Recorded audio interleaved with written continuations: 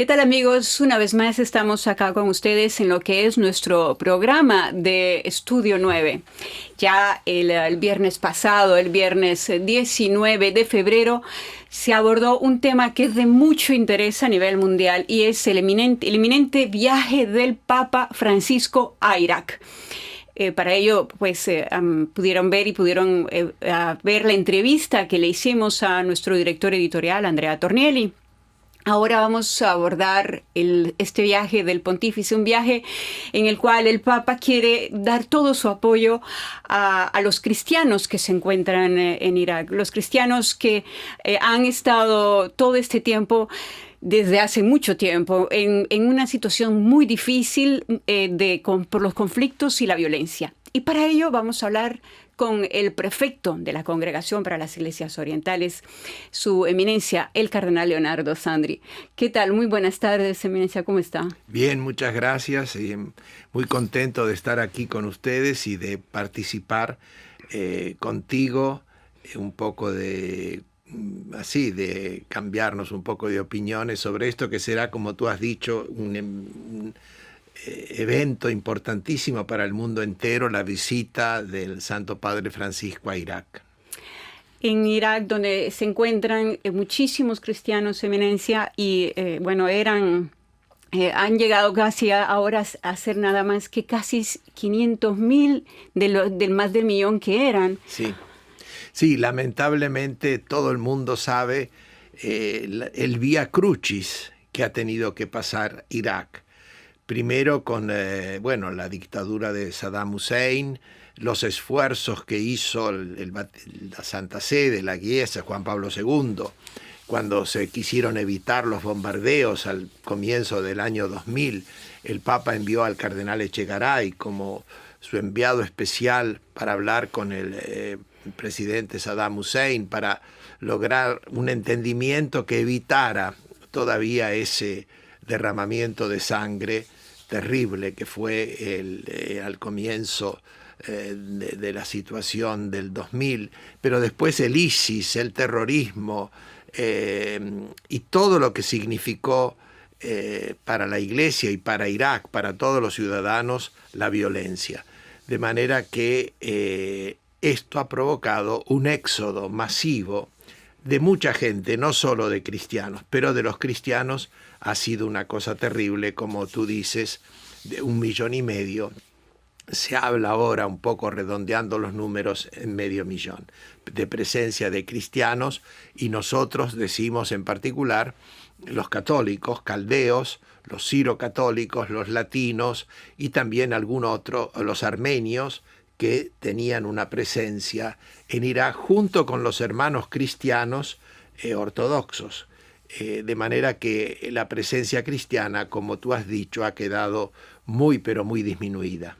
Eminencia, ¿qué mensaje les lleva el Papa? ¿Cómo animar a los cristianos que en estos momentos, a los que están ahí, están viviendo verdaderamente una situación desesperante? Sí, realmente el Papa ha dicho una palabra, me parece que en su mensaje de Navidad, cuando habló de la necesidad de consolar al mundo. Yo creo que el principal objetivo del viaje del Papa es llevar la caricia de la consolación del Papa a este pueblo que ha sufrido tanto, cosas indecibles, secuestros, homicidios, atentados. En particular, una consolación para los cristianos y católicos que han quedado en el lugar y que han estado firmemente testimoniando su fe. Creo que será para el Papa una gran alegría estar con los obispos de Irak. Los obispos no abandonaron a su grey. En toda esta historia de éxodo, quedaron al frente de sus ovejas, sufriendo todas las consecuencias del aislamiento, de la soledad, de la incomprensión. Y por supuesto, el Papa va a llevarles a ellos esta palabra de decirles: gracias por el testimonio que ustedes han dado a la Iglesia y al mundo. Y decirles cómo la Iglesia está junto a ellos y darles todo el coraje posible para que sigan adelante y puedan mantener la presencia cristiana en Irak, no obstante todas estas dificultades. Es un mensaje que va también incluso directo para el mundo, Eminencia, sobre todo en este tiempo de pandemia. Exactamente, también en Irak están sufriendo las consecuencias del COVID y se están tomando las medidas para contrarrestar la epidemia en lo posible. Y esta es una plaga, si queremos decir una palabra bíblica, una plaga como las de Egipto, que está asediando y haciendo sufrir a la humanidad entera. Irak en esto, aparte de todo lo que ha tenido de sufrimientos por la guerra y por la violencia y el terrorismo, el Estado Islámico, la pérdida de la libertad, etcétera, ahora también tiene que hacer frente al sufrimiento de la pandemia que está asolando al mundo entero, ¿no? Y esto también para el Papa es en un momento en que los viajes habían quedado un poco apagados justamente por la pandemia, ahora se enciende de nuevo la luz de la presencia del Papa en un mundo tan convulsionado por esto, nada menos que en Irak. Y es por eso un doble consuelo, el consuelo del Padre hacia aquellos que sufrieron la persecución, la violencia, el odio, y el consuelo a los que están sufriendo también ahora la pandemia. Un mensaje que el Papa les va a llevar en Irak es el que somos todos hermanos, Fratelli Tutti, un mensaje lleno de paz y de fraternidad. Es un mensaje que choca justamente con la realidad que vive Irak. ¿Qué significaría esto para ellos? Es el Santo Padre mensajero de la paz y de la fraternidad. Exactamente, el Papa ahora va a Irak no solamente con un mensaje, como decíamos antes, de consolación, de admiración, de decir qué ejemplo habéis sido para la Iglesia, pero va con un mensaje que quiere transformar al mundo, que es el mensaje de la fraternidad, el mensaje de la Declaración de Abu Dhabi y el mensaje de la encíclica Fratelli Tutti, hermanos todos, hermanos y hermanas todos. Porque el Papa ahora se presenta no solamente como el amigo, el hermano, sino que se presenta también como un profeta del mundo futuro. ¿Qué mundo podemos construir nosotros, los seres humanos, que somos todos pasajeros en esta vida terrena? Un mundo que queremos dejar para nuestros, los que vendrán después de nosotros. ¿Es un mundo de guerra, de odio, de separación, de división? ¿O es un mundo que solamente se podrá construir si todos nos reconocemos hermanos unos de los otros? Y este es el mensaje nuevo, grande, que el Papa lleva y que es como, con las debidas proporciones, como si fuera una nueva constitución mundial que el Papa quiere dejar al mundo para construir el futuro, la tierra nueva, el cielo nuevo, el mañana, basado en esta fraternidad de todos como hijos de Dios, manteniendo cada uno su propia identidad, por supuesto. Cada uno de nosotros debe ser fiel a su propia fe y debe ser justamente testimonio de su propia fe a través, para nosotros los cristianos, de la fraternidad y de la hermandad entre todos. Eminencia, este bello mensaje que el pontífice lleva a Irak, lo recibirán autoridades, lo recibirán líderes también incluso de otras religiones. ¿Cómo siente que van a recibir este mensaje en medio de tantos conflictos que ya hay en el país? Me parece que será como un bálsamo de parte del Papa, porque hay tantas dificultades, como tú dices, y tantas incomprensiones, que no se sabe de qué lado tomar, qué cosa agarrar, porque si no es la guerra, es las enfermedades. Aquí tenemos una herramienta común para todos. de la construcción de un mundo de justicia y de paz, de libertad, de respeto del ser humano, del respeto de los derechos de la persona humana, del hombre, de la mujer, el respeto de la libertad religiosa. Es el mensaje de la Fratelli Tutti, de esta encíclica y de la declaración de Abu Dhabi firmada con el gran imán de Al-Azhar, y que es un anticipo de lo que podrán decir y hacer y firmar con el Papa en otras oportunidades, como sería, por ejemplo, el viaje que pudiera hacer el Papa al Líbano, y que ha dicho quisiera hacerlo lo más pronto posible. Ojalá. Lo ha dicho en diciembre, ¿no? Ojalá. Bueno, en base a todos estos conflictos y estas situaciones de tensión que existen en el país, nos viene la pregunta sobre las medidas de seguridad. ¿Cómo se están movilizando para que sea un viaje en medio de la serenidad y donde camine la seguridad al lado del Papa? Sí, ciertamente pondrán todos los medios necesarios. El gobierno de Irak, anteayer, lo recibía al embajador de Irak ante la Santa Sede, y con toda la cordialidad y con todo el empeño de parte del gobierno de Irak para garantizar las condiciones de seguridad del Papa. Y obviamente las personas encargadas de preparar el viaje del Papa están en contacto continuo con las autoridades de Irak, y ahí en esa síntesis en la que se estudian las exigencias del Santo Padre, también de su persona, de lo que él prefiere para sus viajes, etcétera, y las exigencias de parte del gobierno en lo que respecta a asegurar la seguridad. Lo que sería para el Papa doloroso sería que, porque encuentra a la gente y al pueblo, haya violencia, por supuesto, sí, o haya cualquier cosa que pueda afectar la serenidad y la tranquilidad.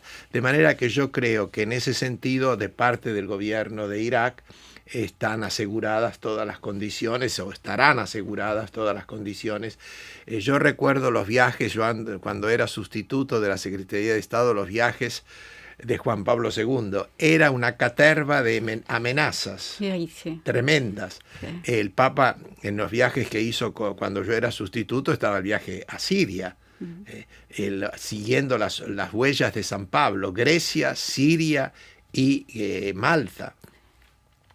En todas partes, cuando fuimos a Armenia, cuando fuimos a Kazajistán, en todas partes amenazas fuertes, repetidas, que llegaban.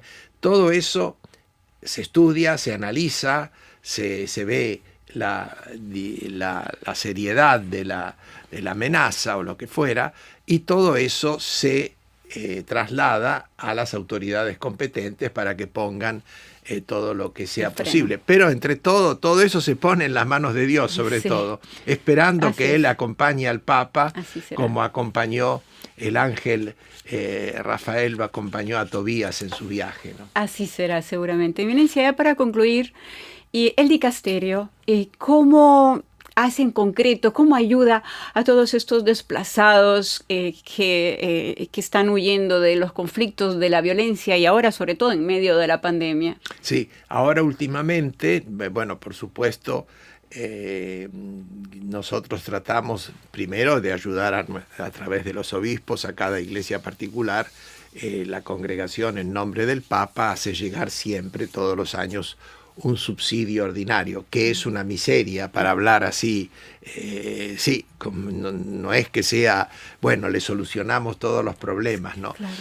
Y son ayudas que se dan a cada diócesis a través para la educación, los colegios, las escuelas, los hospitales, los preventorios, los dispensarios, para la promoción social, para las nuevas familias que se forman, etc. Ahora, con el asunto de la pandemia, hemos tenido que hacer un esfuerzo particular para poder tratar de ayudarlos. Y en este sentido, con la aprobación del Santo Padre, hemos hecho un fondo especial para tratar los desastres del COVID, respiradores artificiales, todo lo que era posible dar.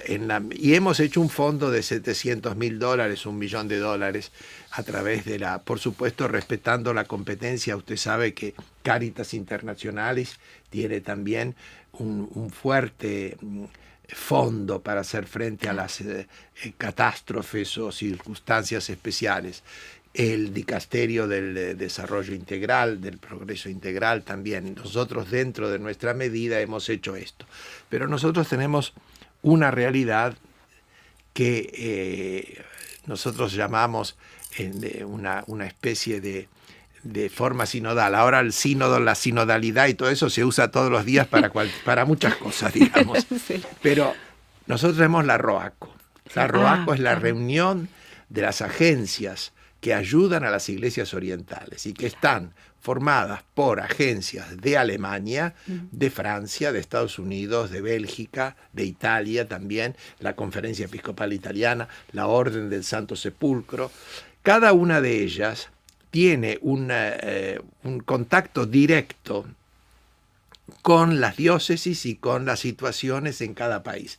Y estas situaciones son las que les hacen llegar los pedidos a ellos, que tienen que ser aprobados por el obispo propio, por la nunciatura de cada país, y después pasan a nosotros, a la congregación, que los vemos y los presentamos a estas agencias. Y esta es la sinodalidad, que entre ellos ayudan a estas necesidades intercambiándose. Yo ayudo en esto y tú ayudas en aquello. Y así se van formando ayudas más consistentes que han podido dar un cierto alivio a estos sufrimientos.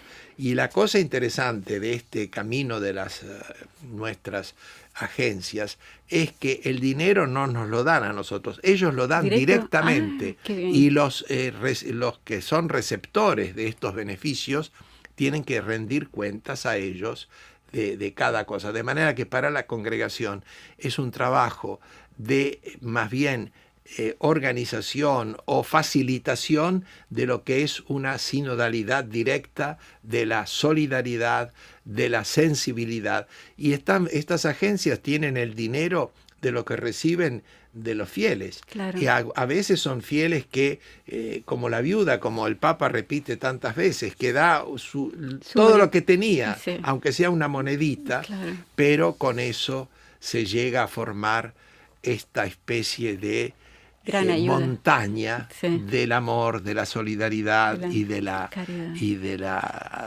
asistencia a nuestros hermanos que más necesitan. La congregación puso su grano de arena y también estuvo asistida por todo lo que han hecho estas agencias.